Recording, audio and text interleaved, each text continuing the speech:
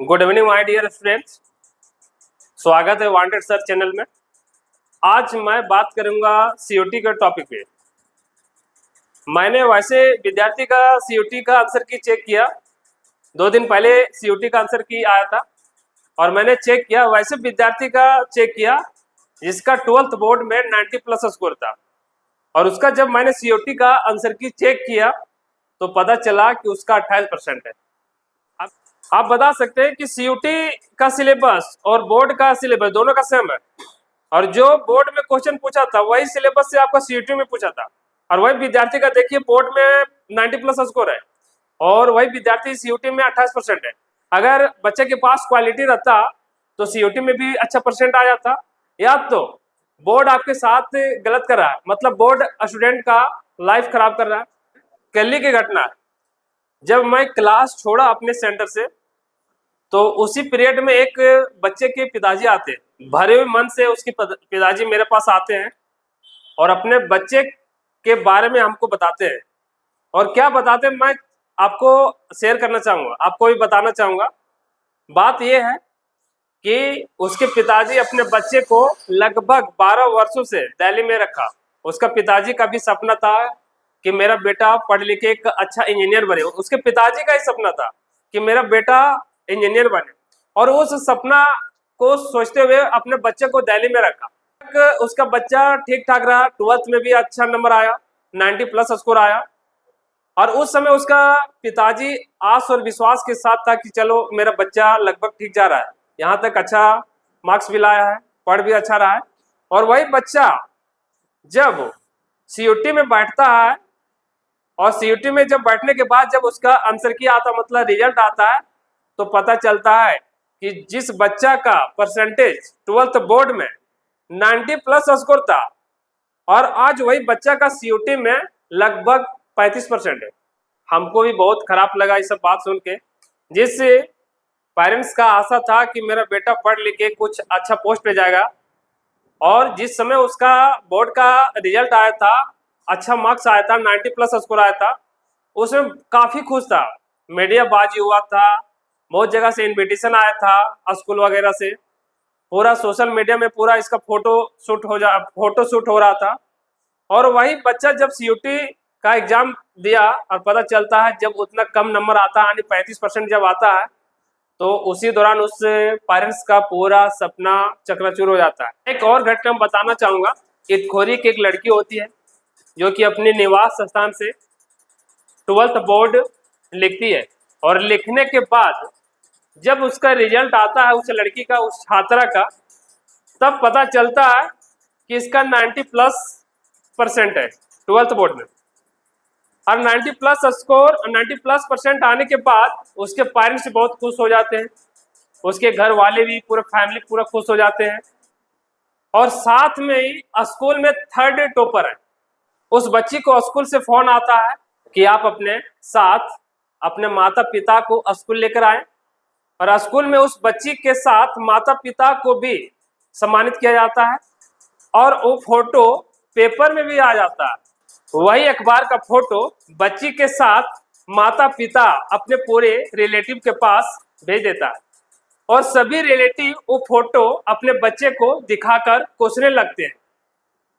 आप ही लोग बताइए कि आपके रिलेटिव में कोई अगर टॉप कर जाते हैं या कुछ बन जाते हैं तो आपके पेरेंट्स आपको कोसते हैं कि नहीं?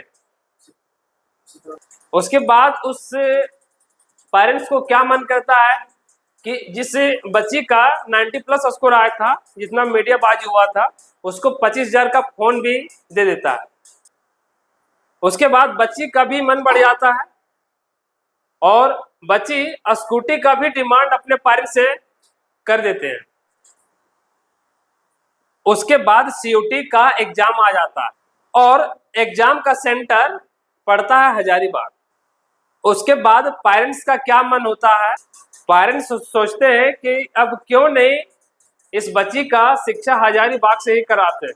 बाद उसके पेरेंट्स हजारीबाग में आकर 2 दिन उसका रूम खोजते हैं, और उस बच्ची सीयूटी के एग्जाम के पहले शिफ्ट कर जाती है हजारीबाग का एग्जाम देती है।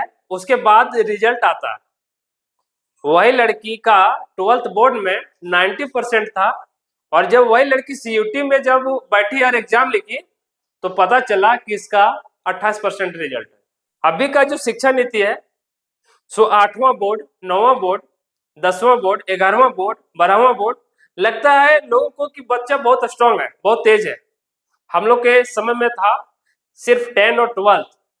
उस समय हम लोग मेहनत बहुत ज्यादा करते थे और देखा जाता था परसेंटेज बहुत कम आता था। अगर उस समय आप जिस समय हम लोग बोर्ड लिखे थे उस समय हम लोग रात रात भर पढ़ते थे और जब हम लोग एग्जाम दिए और जब पता चला मार्क्स तो उस समय पता चला कि 55% आया। उस समय का आप क्वालिटी देखिए और अभी का जो बोर्ड जारी किया, हमारी शिक्षा नीति जो बनाई है, इतना सारा जो बोर्ड बना दी है, अभी के जो बच्चे पढ़ते हैं सो मोबाइल लेके पढ़ते हैं। के लिए बैठता है तो उसके साथ फोन भी रहता है और वो मोबाइल देखता है, थोड़ा सा पढ़ेगा उसके बाद फोन देखेगा और फोन में जाने के बाद वो 1-1 घंटा 2-2 घंटा रील्स में अपना टाइम दे रहा है। कि आज के बच्चे को मोबाइल देना बहुत जरूरी है, मोबाइल के बिना उसका पढ़ाई नहीं होती है। हम लोग के जमाने में क्या था, फोन नहीं था, हम लोग रात रात भर पढ़ते थे, ना तो फोन था ना तो कुछ भी था। उस समय हम लोग बहुत कम परसेंटेज लाते थे और आज के जो बच्चे हैं उसको फोन चाहिए और जब पढ़ने के लिए वो बैठता है तो फोन लेके बैठता है। कुछ देरी पढ़ा उसके बाद फोन उठाया और अपना फोन में घुस गया, रील्स देख रहा है, लगभग 1 घंटे 2 घंटे से रील्स में जा रहा है, इंस्टाग्राम देख रहा है। बच्चा एग्जाम देने के लिए जाता है तो फोन लेके जाता है और वही बच्चा सेंटर में फोटो खींच के और डालता है कि देखिए गाइस हम बोर्ड का एग्जाम देने के लिए आए हैं। और पता जब चलता है, जब बोर्ड का एग्जाम वो लिखता है और जब रिजल्ट आता है तो वही बच्चा का 90+ स्कोर आता है। तो अब बताइए, हमारे बोर्ड भी हमारे स्टूडेंट के भविष्य के साथ खिलवाड़ कर रहा है, वो भी जैसे तैसे नंबर देकर और बच्चा को खुश कर दे रहा है। अभी के दौरान 50 को बोर्ड कर दिया, 8वां से 12 तक पूरा बोर्डे बोर्ड। आज के टीचर सारा बोर्ड को कैजुअली ले लिया और वही बोर्ड का जो कॉपी होता है सीनियर स्टूडेंट को 5-10 रुपया करके प्रति कॉपी और चेक करने के लिए दे देता है। तो बताइए सीनियर स्टूडेंट आपको कितना वैल्यू देगा या कितना नंबर देगा? और जो सीनियर कॉपी जो चेक करता है बोर्ड का, वही रिजल्ट 90+ आता है। और जो सीयूटी का एग्जाम होता है वो टीचर खुद अपने चेक करता है। इस सेंट्रल का एग्जाम है, आप सीनियर को दे नहीं सकते, नहीं तो इसका नौकरी भी चल जाएगा। नौकरी बचाने के लिए सीयूटी का जो एग्जाम होता है सो टीचर अपने चेक करता है।